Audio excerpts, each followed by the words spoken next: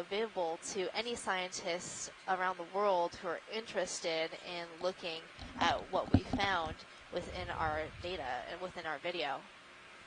And that data doesn't just include our animal identifications and enumerations, but also some size data, associations with other organisms, like if it was an animal on top of a coral or sponge, or vice versa, and also associations with the substrate. What kind of substrate was in the general area? Was it soft sediment? Was it basalt? Was it pebbles, rocks, talus? And in addition to that, we have tracking data from the submarine and CTD data. There was something really flashy on the left-hand side.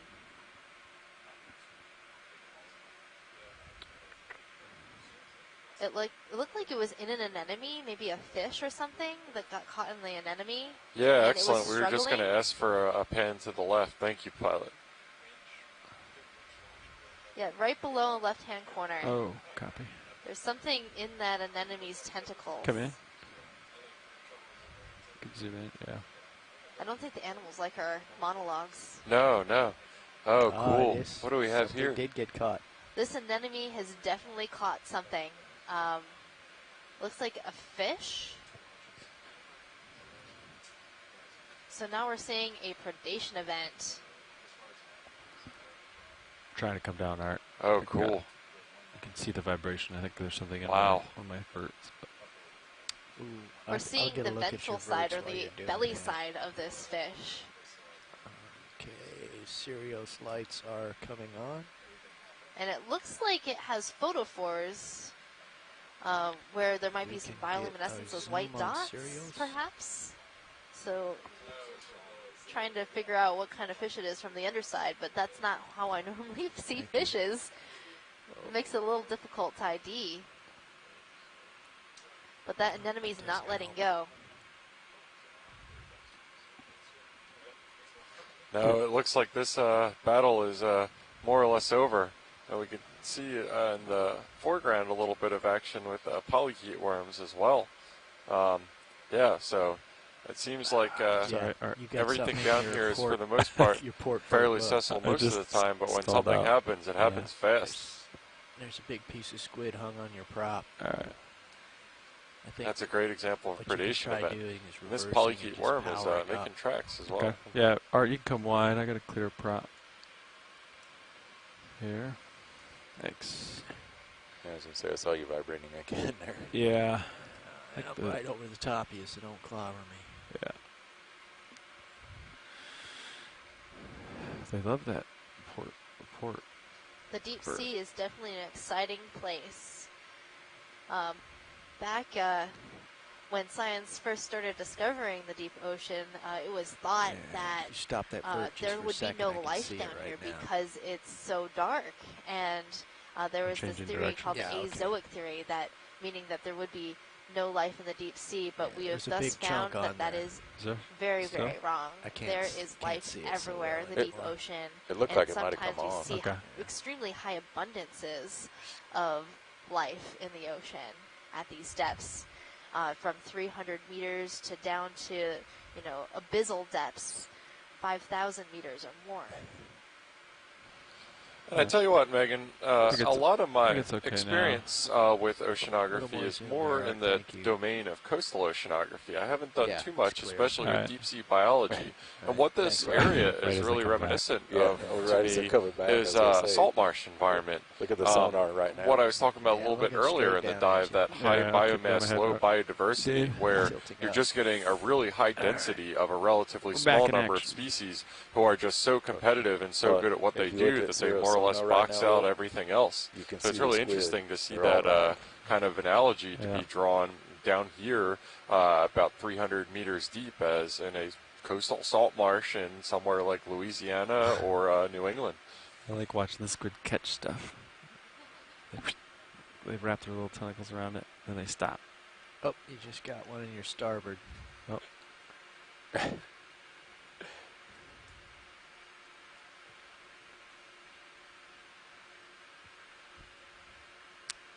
We've altered the food web here for Yeah. the next few days. Unintentional foul. Okay, we're still on the move here. Yes. Yes. Squid are coming and going. Shooting Tilting around. up. It's like a little highway. About And just halfway through pivoting the back move. to something that you mentioned a couple minutes ago, Megan. Okay, looking 45. We are, I would like to think, 12 relatively off young bottom, folks pulling who up a haven't little been in bit. science too terribly long. We're 30 and 31, I believe, respectively. And I think that we kind of grew up in an environment where science has been collaborative at this scale or close to for most of our scientific careers. Sometimes I think it's kind of easy to take something like this for granted when, as recently as our scientific advisors, or definitely their advisors before them, Yeah, so that, data contour and line collaboration we're was passing something said, that was 340. among maybe a few PIs or 335, principal it's close. investigators at that. And the idea of doing this kind of thing, what you were saying, on the putting crab. hundreds of hours into annotating the data and then immediately that. sharing it for anybody to use would be unheard of. So I think kind of this democratization of data that the OER and the Okeanos program embodies is just something that it's nice to take a moment to sit back and appreciate just how far we've come in even a couple decades in terms we'll of let it how go. data access and sharing was Serial before. slide's coming off. It's really nice to be part of a program that's on the forefront of this motion of realizing that all of our science is better if we're open-handed with it and share it. I definitely agree, Jeff, because I can't tell you how much I have learned from everybody participating in the chat and all the scientific experts What's on that shore line that have on the sonar? lended their taxonomic the what? This? knowledge Yeah, to not that improving line. You see the things line like the that's- animal it just guide that's on our cleared. website, or You've got a cursor just you to can use. Yeah, well, I guess I could have done that. getting to too. hear it was special right here. anecdotes about these animals as we're Not watching them, and that creates this The big sense of shadow is community the craft within the deep manipulator. sea community Yeah, studying I knew these that, animals. but this was And Curious about now I that. feel comfortable like This sending all out an seems to email be there. asking Yeah. I'll turn for my head a little information bit because so I we can- know that people are more open to sharing, and that just makes us stronger as a whole and will help us It's learn just- more it's So like that in D2 the reflection future. or something And that's like what's that. so I'm great turning about my head getting just to to see. connect with It's still everybody there. at It's not DFO real. or Going at back to Dalhousie 3, 4, University, and getting to know What it looked them like What's to the me. has been a range there? really great experience This one, 50 for and this 30. expedition. You're Yeah. 50. this one's 50. That sonar's junk. So D2's on 30. But we'll see if it comes back, Levi, as you turn around. It looked like a divot. Oh, okay. That's the only reason I was looking at it. Okay, Squid looking crossing, spicy squid right crossing, now. find the signs. tilting up a little bit. It might have just been a little Yep. wave.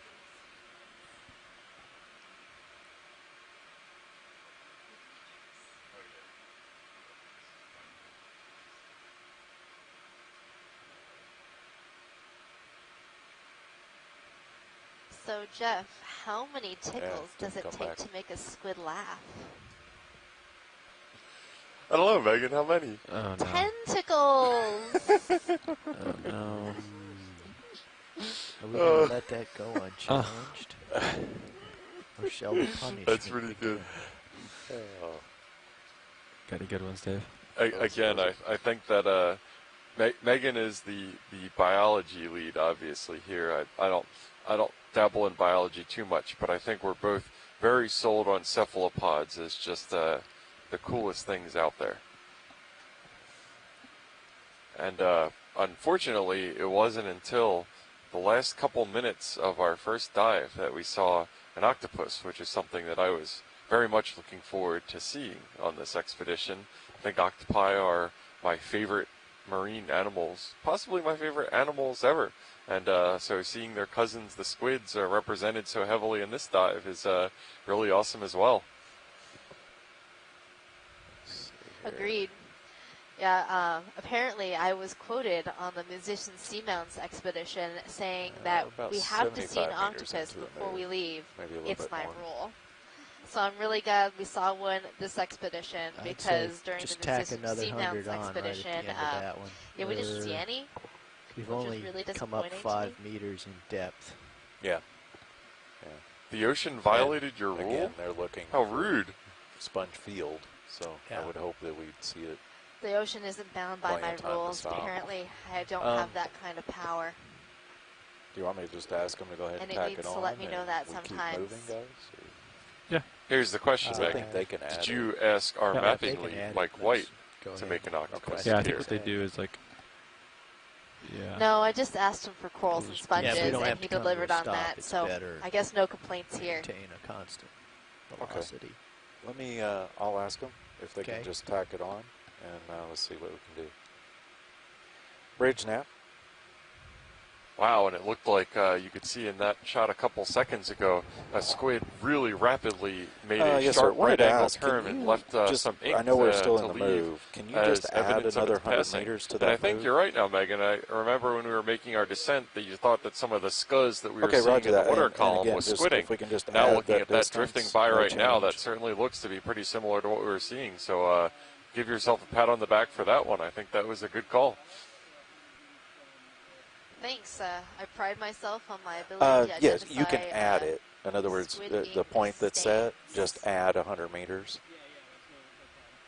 Okay, roger that. Yeah, that'd be great. Thank you. That one better be close to the top of the old resume or yes, CV. 345, current speed 0.2 knots. Thank you, sir. It comes with the annotator territory.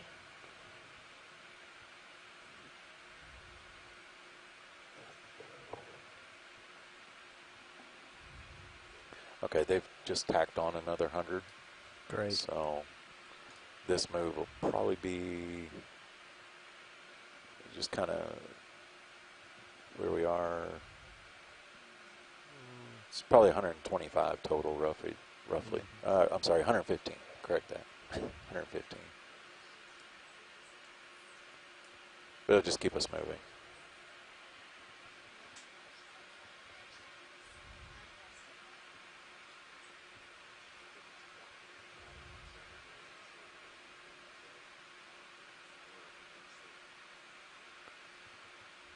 And again, we're making good time. We're just under 700 meters from the next waypoint. Copy. Yeah, so as we're transiting across here, the almost 3 hours still left. Area of our Vazella dive, we have seen just a very high density of this benthic community. A lot of the same species or general body plans identified in this area. Now, Megan, I do understand that one of the things that's characteristic of these benthic communities are holothuroidians or sea cucumbers. Yeah, that's and what I was gonna do I don't think we've seen one of these in all the 3 dives that we've done so far. So my question to you, Megan, is what do I got to do to get some sea cucumbers around here? Just only listen to one of them and then see who you hear. Untold things, Jeff. Untold things. You know what I mean? Anyway, I don't know why we haven't been seeing any sea cucumbers in this area. It does look like an area of the ocean where sea cucumbers would be I got her. I'll bug her in a second. Abundant, but we are seeing a high density of sea pens and anemones. So other cnidarians. I haven't seen any urchins yet today either. Upon me bother you and not a lot of the brill fact that you stars are or sea stars. You want me to keep K ahead? Copy. Which I also would have expected to see in a community like this. The show can't be all you. Yeah, so just reiterating something we were saying with the whole modeling effort, sometimes species absence is just as meaningful as species presence. Oh, your friends are back. That's for sure. And sometimes we forget that absence can be just as informative as presence. Seeing something is as important as not seeing something. And related to that, with my modeling research with submarine landslides, one of the major bottlenecks in my research is that very few people in the research community note and published in the literature when they have not seen a submarine landslide when they're looking at a certain amount of the seafloor. And that's been a surprising impediment to my research, and something that I wouldn't have expected to have to account for, but now it's something that I think about all the time. So, again, sometimes it's like when you're playing an instrument. So they say that you have to really play the rests when you're not playing a note. I think for this kind of observation stuff, playing the rests is the equivalent of noting species absence, noting in this dive that we're not seeing those sea cucumbers or those sea urchins. There's meaning and context to be found in that as well, potentially. Maybe two-dimensional, but it's still good, right? It's better. I thought it was great. Yeah, that's a really good point because, you know, Just everybody wants to report the most interesting and exciting new thing that they know for sure is totally exciting. Okay. And then you might have research that doesn't pan out. And that's really, really important to everyone because someone might then try to do the same thing you just did because you didn't report it, and you're just, you know, repeating yourself over and over again, having the same ideas and doing them again. Yeah, so I think you're right. Negative results are also very important to science.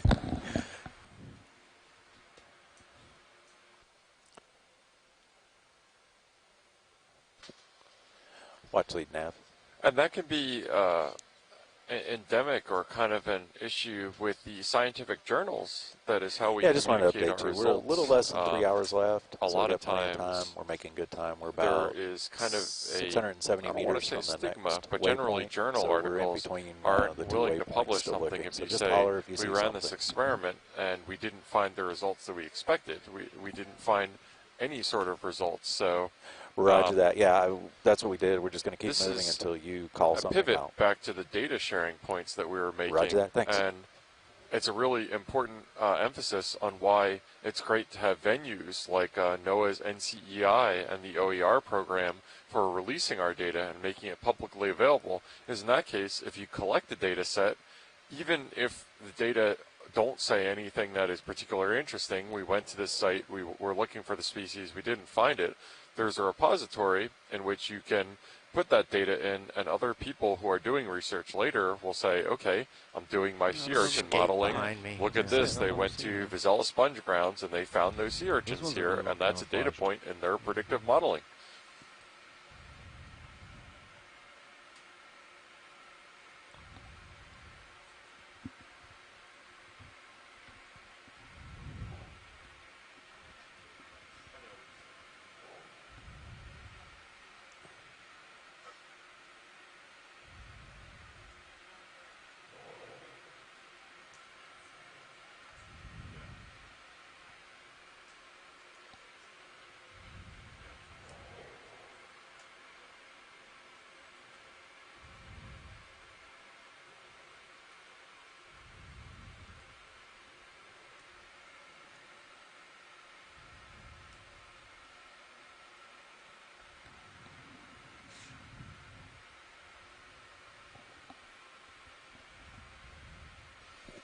Glad we have all these squid to keep us company while we're making our trek across the seabed. Any of the bio boxes?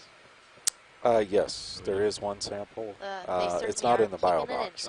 I'm sorry, just jar 2. Jar 2? Yeah, just that one that's there. Yeah. So we have about 3 hours left in our dive, which means we have plenty of time to make it up to our final waypoint.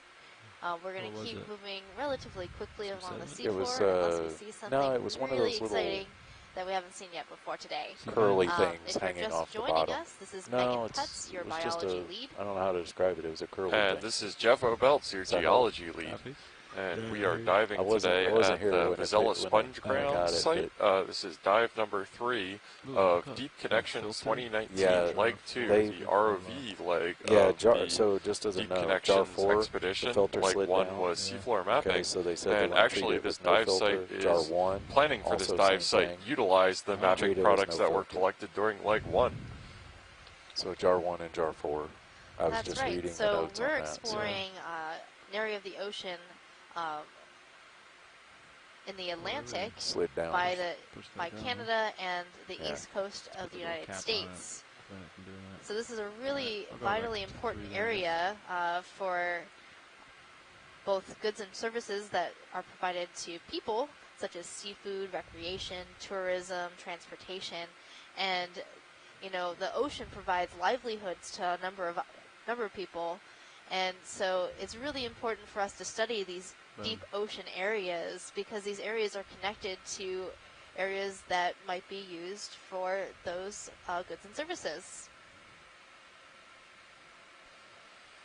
Absolutely, Megan. That's a great point to make. And right now, this dive site is kind of at the head of submarine canyons along the continental shelf edge. And one recurring theme that you see a lot in the marine environment, or really any environments, is where you tend to see the most interesting things are transition zones. It's where you get sharp gradients tend to produce mixing, it tends to produce equalization, and that produces a lot of times favorable conditions for life, for example.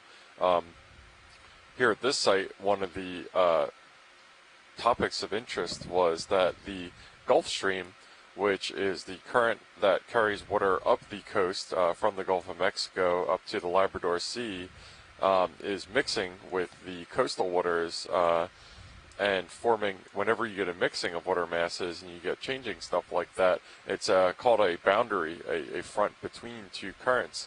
Then a lot of times you'll get nutrients and trace elements suspended within those currents mixing and falling out of suspension. That can create favorable conditions for marine life. So this area being as productive as it is isn't too surprising in light of that. That's just retracted, maybe? Now, Megan, that looks like the stalk of a tube anemone, but we don't see the tube anemone proper. Oh, we're getting squidded again. Let's get a zoom here, Art.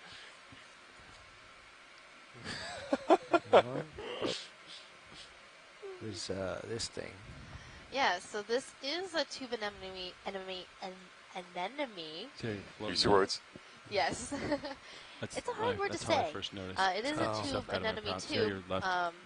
It could be that this tube is full of sediment. That's what it looks like. So the animal is no longer home.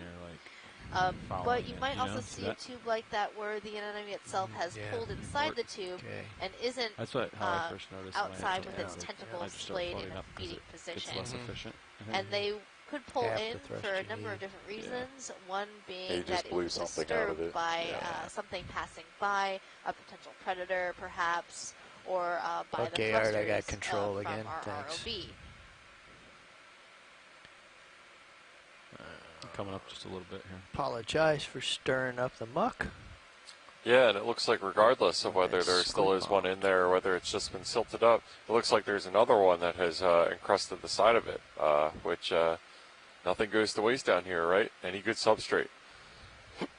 Yep, substrate, hard substrate is pretty limiting in this area, so you know these anemones want to be up off the bottom because they can get into more flow where they can get more food, and more food is just a happy anemone location. So is that still an anemone in there, or is it shriveled up, or box? Hard to tell. I'm pretty sure that that's sediment, and the tube has been filled with sediment. So probably no anemone in there. You know, Megan, this is only day 3 of doing this, but I think we've identified the photobombers of the sea, and I think those would be squids. They just cannot get out of our camera, can they? Oh, they're super excited about all of our lights. You can see in the Sirius view, looking down, that some of them are just hanging out, staring into the light.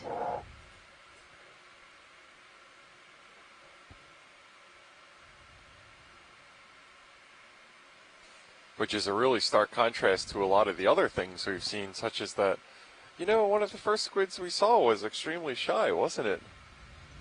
Yeah, well, I think that was a midwater squid, something we saw higher up in the water column, and it didn't have so many friends around to make it feel a little more bold.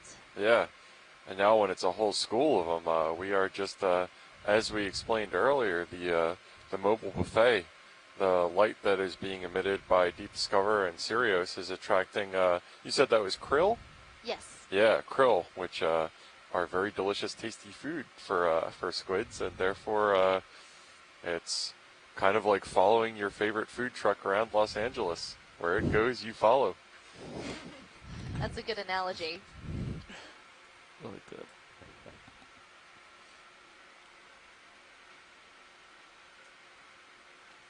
I think I see some sort we got of something. string. Yes. It's a crab pot. Oh, it's a pot. Oh, it's a trap. Yes. How much line is on it there? That looks like the end of the line. Yeah, there isn't too much line on it, but maybe we could just get a snap zoom from here. Don't want to get too close to something that could get entangled. Absolutely. We're pretty safe here. Come ahead, Art. Yeah, so this is our second example of human habitation that we've seen on this dive. Earlier we saw a what looked like a cable from a drum or a winch from a vessel. This is obviously a trap, and is this a lobster trap, Megan? Is that what it looks like to you? Yeah, it looks like a lobster trap to me. It's pretty damaged, so it's now serving as substrate for a bunch of anemones.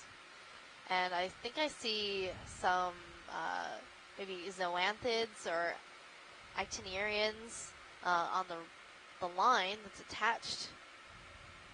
And there is some other growth on the mesh part of the trap.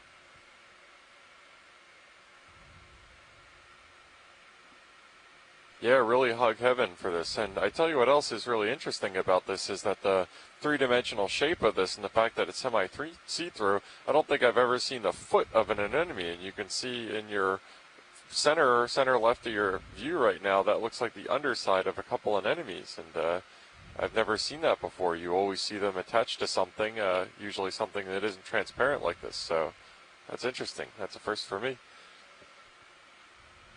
Yeah, anemones can actually, they sort of suction onto whatever their substrate is, which is why we saw some, floating off in the water column, because they let go of that and started flowing away. Or they could have been disturbed enough that the sediment beneath them got turned up, and that's another reason they could have floated off. But they would eventually settle back down onto the substrate and connect it again. So, there's no harm for them floating around. They will just find a new home. You left toes But over one. with new neighbors, hopefully they're a little more polite. Between my toes? Yeah, it is. Up, yeah. Yeah, it looks like we got another trap right here. Yeah, that's number 2. Yeah, this one's a little more intact, and there seems to be a fish half in, half out of one of the holes. Yeah, is this fish happening that by choice, or did it get stuck? I don't know. Hopefully by choice. It does look like it could swim backwards out of the hole. It might just be hanging out there because it feels safe. It looks pretty safe, too. Do you have any sort of idea what kind of fish this is, Megan? I'm thinking it's a morid fish, perhaps. It's hard to tell without seeing its head. We're heading that way. That was a good one, pilot. I just lost one of my thrusters. We'll get there.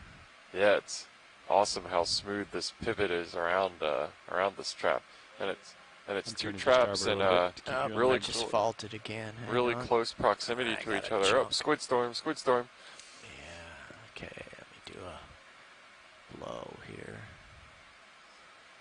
Yeah, as we were saying, the same area that makes this really productive and interesting to all sorts of sea creatures also makes it very interesting to the Earth's apex predators, humans. So it's no surprise to see a lot of evidence of fishing activity here. We like lobsters as much as you do back home.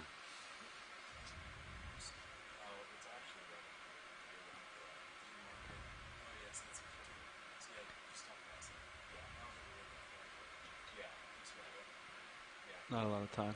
We can get a little zoom here. Just dummy going for the fish head.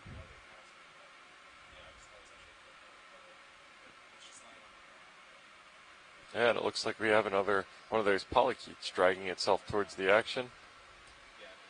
Oh, it looks like a delicious squid tentacle falling down. Maybe that's what that polychaete is going after. Hey, there he is. There's that cute little Bridge fish nav face. received, thanks. Yeah, so Pilot it shall does copy, look like that long a move's complete. Copy. a fish in the family Moridae. One of the fishes we've been seeing quite often on this dive. But maybe not. I'm not sure if I see that long filament that's coming off the dorsal fin right behind the head.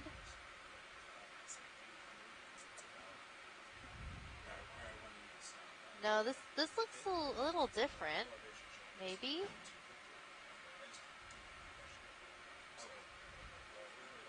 Maybe we have some fish people in the chat room might be able to take a guess at what this fish is. Another thing I'm looking for is those little barbels underneath the chin and the head that are usually feel around. I think I see a barbel on the chin.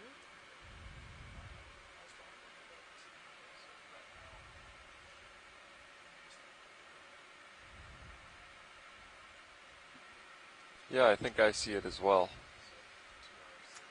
Well, that's my best guess for this fish. Definitely doesn't look trapped though, so that's good. Yeah, I'm pretty sure it could swim backwards out of that hole if it wanted to.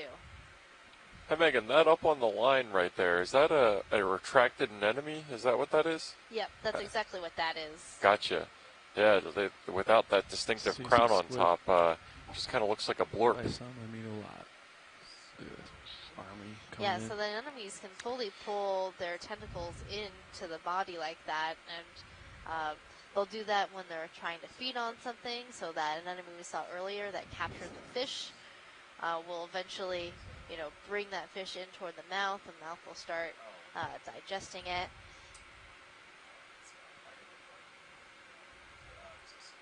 Another squid storm. It's really cool to be able to see these squids so close up, and you can see the iridescence back on in the the top of the picture here. squid Yeah, I got as you they tight. swim by. Push straight ahead, you'd come underneath me. Go to your right. Yeah. And you'll notice that all these squids tend to be a little bit different I colors, and turned to that's starboard because quite a of the way, so I'll have to turn chromatophores back to in port, their but we are skin. stopped. The ship is stopped. Chromatophores are what makes those squids Oh, there's change the other color. It's pot a right there. special type of organ that can open and close in order to show that color. Just come around it this Just way. one of the many cool things about cephalopods.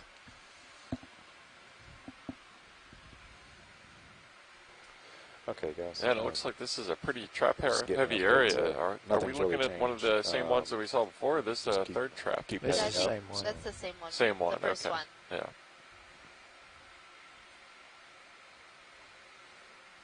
It could have been that these two traps were entangled on a line and ended up getting cut loose accidentally, which is how they ended up here.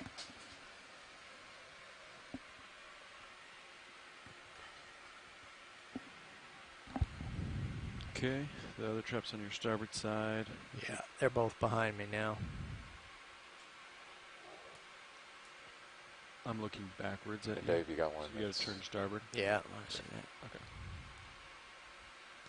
Say again, Levi? Dave, you're, Turn starboard. oh, I was going to say, Dave, you're forward lateral. I Okay. see that. Yeah. And then Levi? turn starboard. Starboard eye. And then line up straight at me on this camera, and then come straight ahead. Yeah, come straight at me, and then push straight ahead, and then get underneath me again. Yeah, no more starboard. There's your light pool. You should be coming right up. And then while you're underneath me, I'll turn to port to line up. And I've the definitely direction been of the noticing head, a marked decrease in the amount of drop Alright. stones that So we've I'm been heading seeing where we're recently, gonna and the go. associated There, communities 345. that go along Yeah. with them.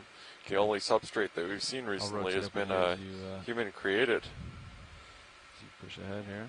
and it can be really hard to tell the distribution of drop stones, as you might imagine, because the factors that control where they end up include the one that is best, you're best able to constrain is how far you are from an area that is either covered by a glacier now or would have been covered by a glacier during the time when sea level was lower, approximately 100,000 years ago. That was when the glaciers were at their largest extent and sea level was lowest below its current level. Got lots of squid. So obviously you wouldn't expect to see drop stones in the Caribbean or in the middle of the Gulf of Mexico. When you guys are ready. When you're up in this area where you would expect to see the difference between something like here, the dive sites that we were occupying yesterday, that's a lot more complicated of a question. The things that you have to take into account are things like the direction of the current. Yeah, you ready for another move? The salinity of the seawater, the temperature of the seawater, because that's going to dictate how fast the iceberg is going to melt and release the rocks that it's carrying along with it. Just a whole lot of variables. So the variance in the drop stones within a region where you say this is where we would expect to see drop stones, really hard to predict. Harder to predict than something like sponges or anemones, I think.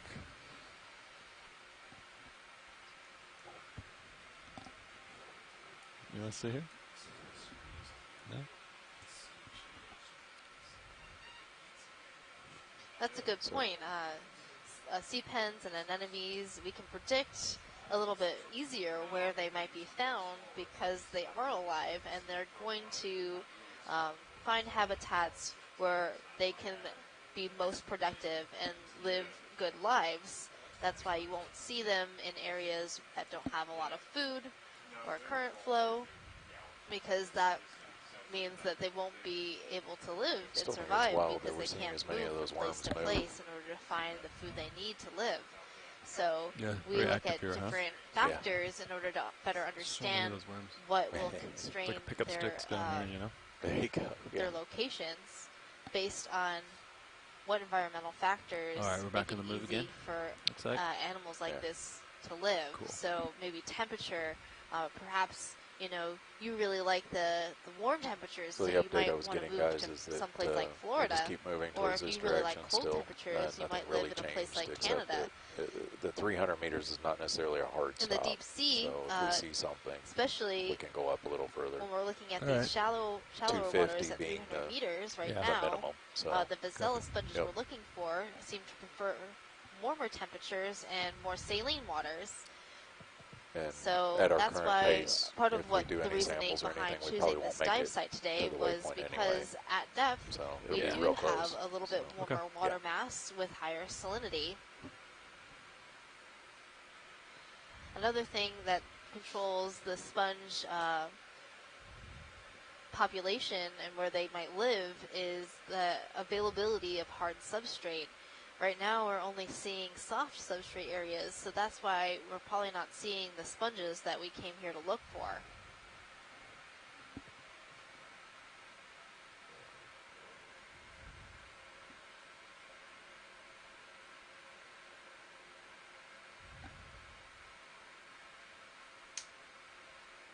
The hunt for the Russian hat continues. No, it doesn't switch them. The old boxes did, but not these. I really want to see one. I've gotten all excited about them. I know, we were rushing right across the Atlantic Ocean looking for them, and now they're just nowhere to be found. Let me move your swing arms or something? No, don't touch anything. I've had it before where the filters, I saw one of the filters slide off. Because if you blow too hard, the filters do this. See how it slid down? But if you start sucking it, it'll like pull it back up. But it will also like, pull in whatever's in front of us, like squid. Yeah. You could try it. You're not going to have suck anything up right now, right? No, there's nothing in front of the nozzle. I'm just going to give it a quick. Almost.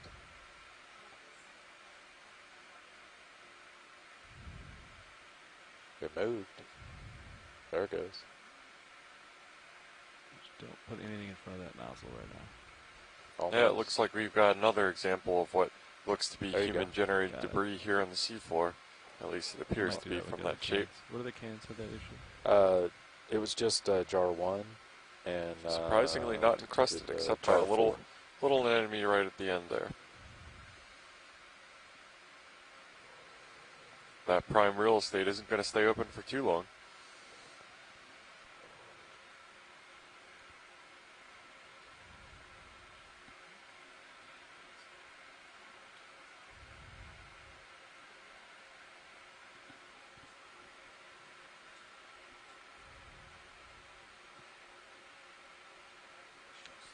Might be another trap here in the distance. What is that?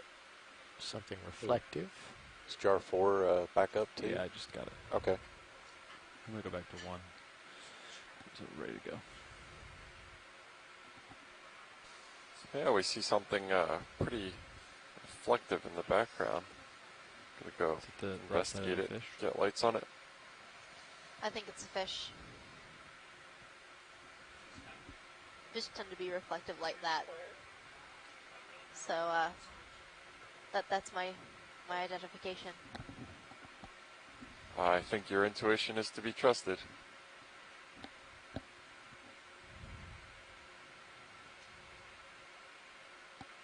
Also of note is the small little bank that we just traversed over. In the area of the seafloor that is as flat as this, any sort of relief tends to stand out to you. That could be a small little shoal or hill of ice-rafted debris that has been since covered up with sediment.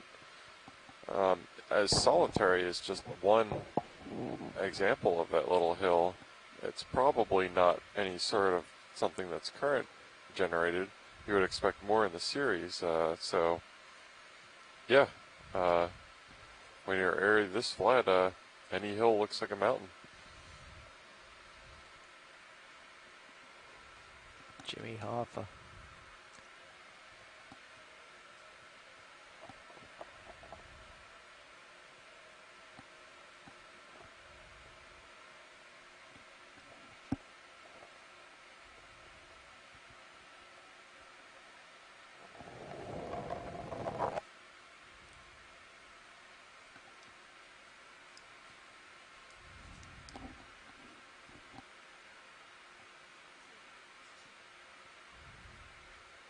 Just off to my port side here. Mm-hmm.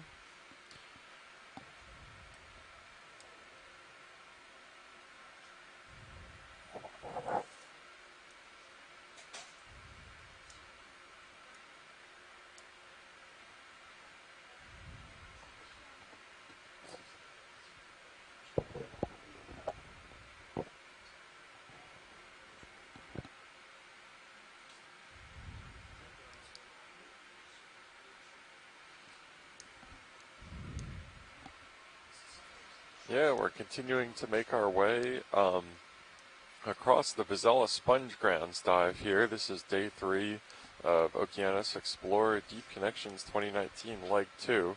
We are currently about 3/4 of the way from our landing spot along the seabed, making our way very slightly upslope to our second waypoint. Once we reach that waypoint, current allowing, we'll probably start to move east into closer to the area that was predicted to be high probability of hosting Vazella sponges in the search for these.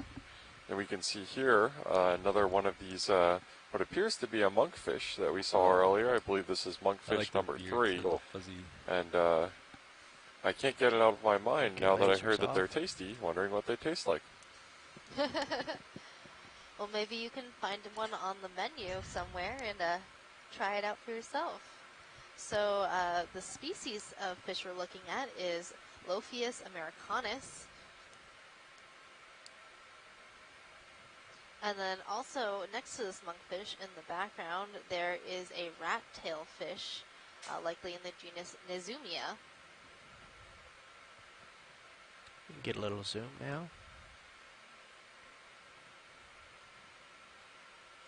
So our expedition here in the northeastern Canada is designed to explore these areas along the Atlantic margin and fill gaps in our basic understanding of the deep ocean areas that we're exploring during our expedition. And this work provides really critical deep water data that's needed to maintain the health of our oceans. The more we know about what's in our deep oceans, the better we can design protective measures to help, manage fisheries and understand what our resources are in the deep sea and how those resources can be by people. That's right, Megan. And a really hot button term right now is the term blue economy, which is just generally resources center around the ocean, and not just the ocean itself, but kind of managing and utilizing our ocean resources in a sustainable manner. And that's especially important for fisheries and biological-based stuff where overfishing can rapidly deplete or even cause stocks to go extinct. So you can't manage something if you don't know how much you have.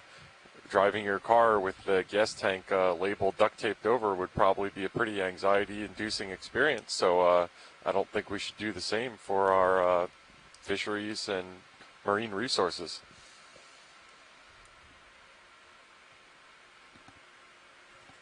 I'll borrow your monitor. One other thing that I should mention about Deep Connections 2019 is this expedition is over a year in the making. It was originally Deep Connections 2018, and so we had a number of setbacks related to equipment, and we also had further setbacks once we finally landed here in Halifax and got the Okeanos up here related to both weather and further equipment issues. So I am very thankful that we finally were able to get out here and we're on station and doing some dives now. I think as somebody, I believe it might have been Tom Petty, once said, the waiting is the hardest part.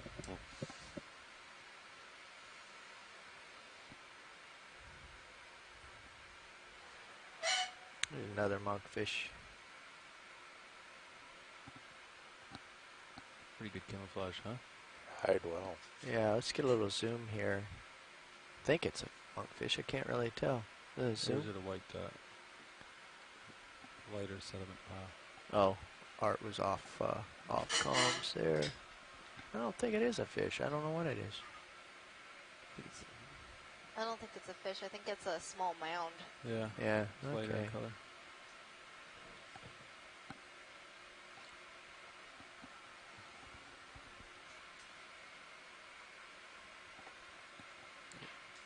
Serious heading. Went for a walkabout. We're back.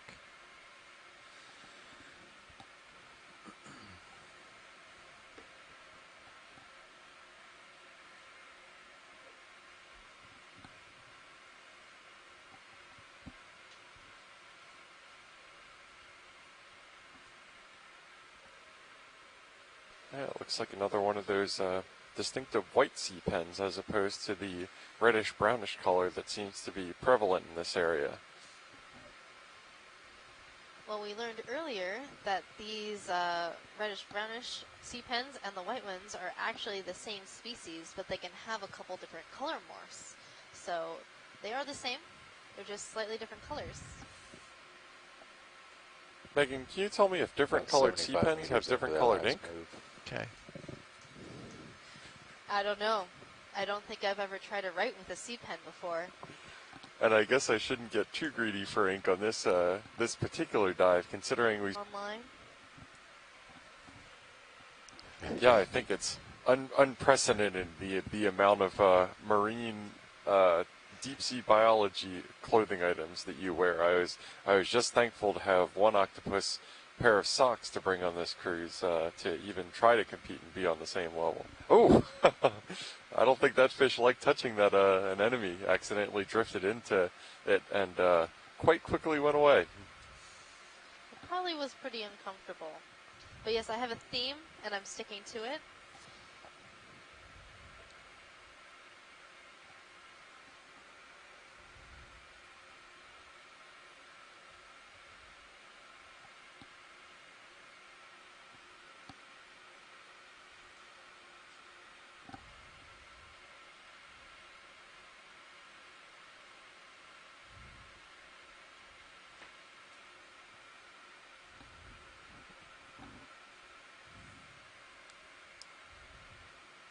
I seeing a little bit of a rise in this area?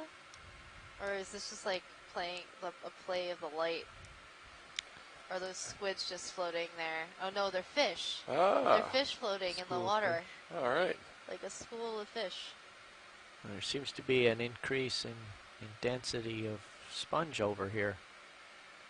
Yeah, it looks like we have a bunch of, these are tube anemones, right? Yep, they're tube anemones. Yeah, and then fish remaining very still over them.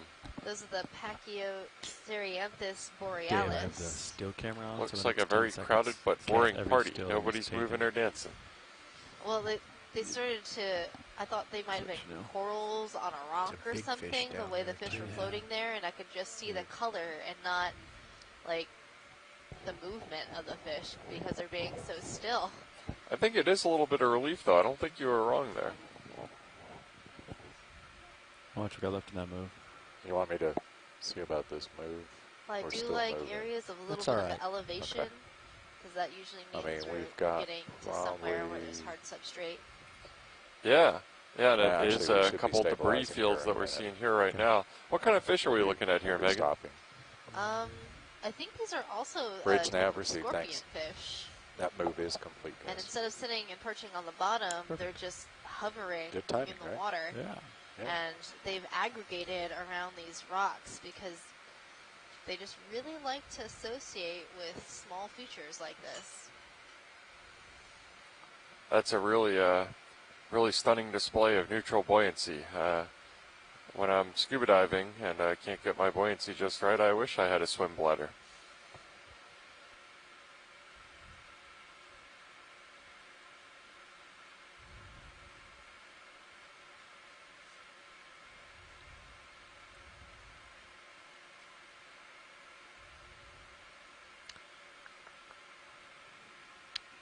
I bumped into something there. Okay, let's get out of here and come around the other side. Sediment. Yeah.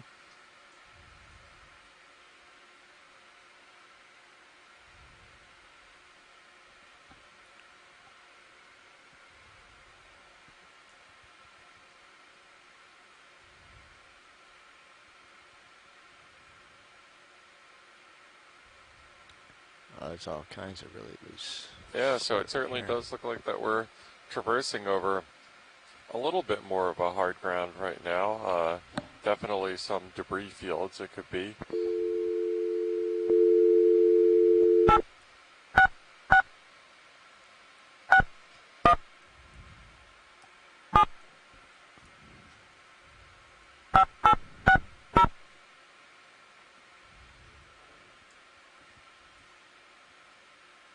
Welcome to the conferencing center.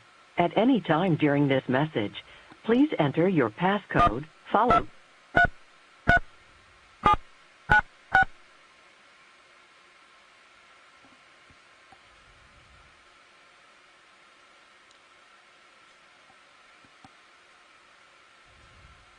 Alright, I think we probably get another move in.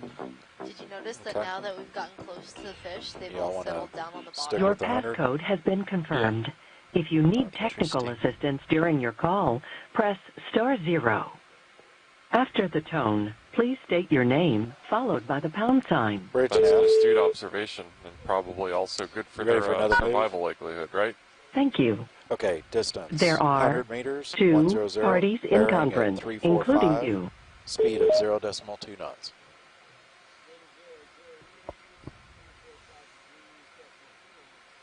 Roger yes, that. This is that same school of fish that we saw approaching, but now they've all kind of flattened themselves down to the seabed. Is that right? Yeah, that's exactly what they did. They're sort of pretending to be rocks right now. And if we didn't have all these lights, we probably wouldn't be able to tell they were fish, because they are red in color, which makes them even harder to see in the dark. Absolutely. So if we had the Deep Discoverer's mood lighting setting on, they would probably look not much different from those rocks, correct? That's right. Okay, pilots, moves underway. There's also a dense aggregation of anemones all over these. Is that a line down rocks. there? Right there to your right? There's a little hot spot of screen. Yeah, dense community in this area. Yeah, this is a great little rubble field.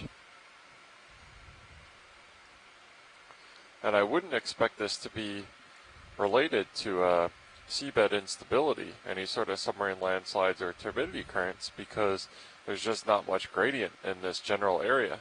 We're at the head of a submarine canyon. If we were anywhere close to one, that would be my first suspicion, would be the source of this. But barring that, I think that this is probably just another sort of maybe particularly active dropstone field or something like that.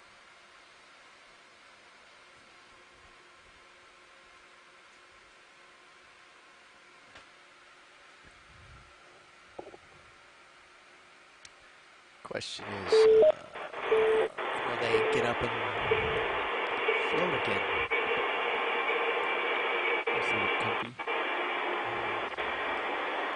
That's a great, can't get enough of those squids.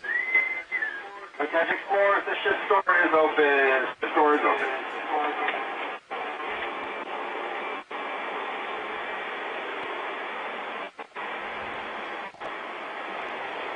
We have an open mic somewhere video. Yeah, I was going to say. Yeah, it's on shore. There's an echo. Don't worry. Don't worry.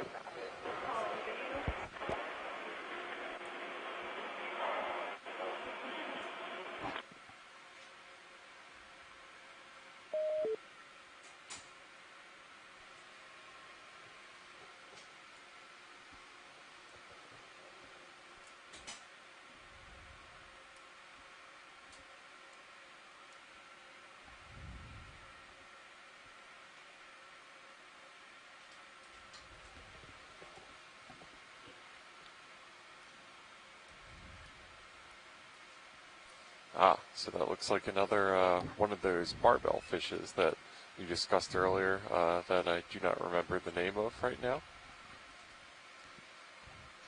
That's a fish in the family Moridae, often called a hake or a codling.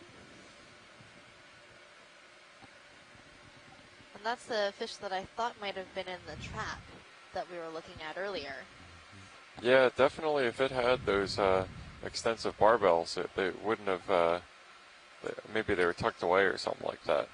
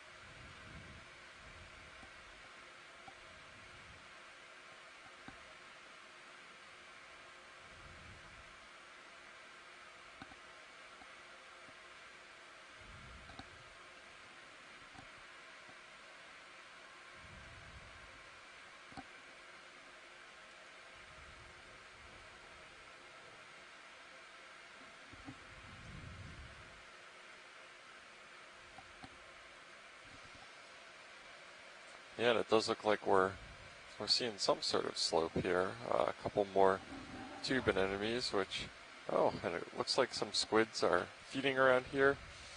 Whenever we see these tube anemones, they seem to be indicative of substrate, which is what we can see with a couple of outcroppings here, boulder field.